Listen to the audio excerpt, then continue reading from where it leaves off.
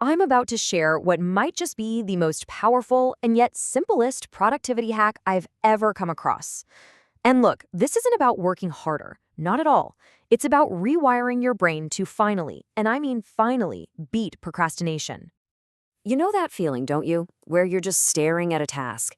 That one big, important thing you know you should be doing, but you're just paralyzed. You can't start.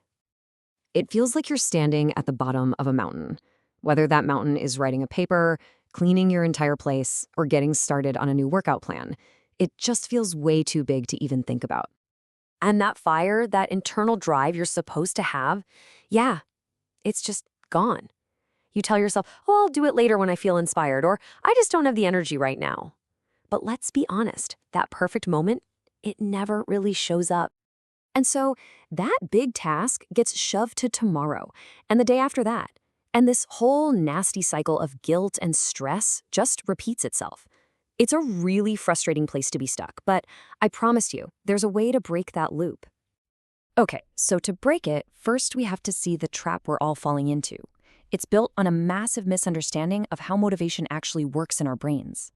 See, we think we need to feel motivated before we can take action. We sit around waiting for this magical lightning bolt of inspiration to strike us. But the truth is the complete opposite. Action doesn't follow motivation. Motivation follows action. So, if action is the spark we need, then how do we make taking action so ridiculously easy that it's harder not to do it? Well, that's where this brilliant little idea called the 2-minute rule comes in. And that's it. Seriously, that is the entire rule. You're not trying to finish the whole thing. You're not even trying to do the real work. Your only job is to commit to the first 2 minutes.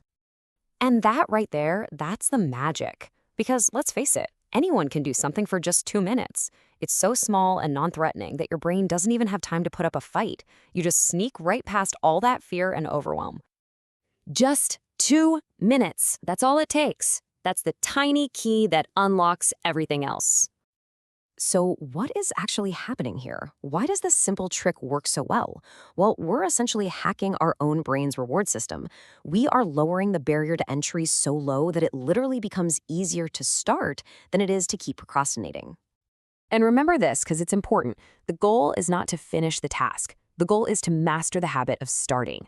You know, it's kind of like that law of physics. An object in motion stays in motion. Well, that's us. We just need to get moving. This is the chain reaction you're creating. It starts with one tiny, almost laughable 2-minute action. That tiny action creates a little bit of momentum. That momentum sparks real motivation. And suddenly, before you even realize it, you're actually doing the thing you were dreading.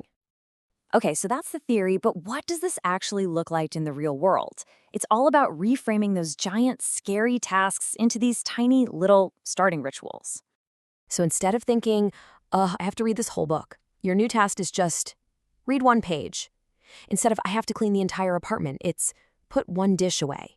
Your goal isn't go for a 3-mile run. No way. Your goal is simply put on your running shoes. See how that just changes the entire game? And what you'll find is once you've read that 1 page, you'll probably read another. And when you start doing this consistently, something pretty amazing begins to happen. This little hack stops being a trick and starts becoming your new automatic response whenever you feel stuck.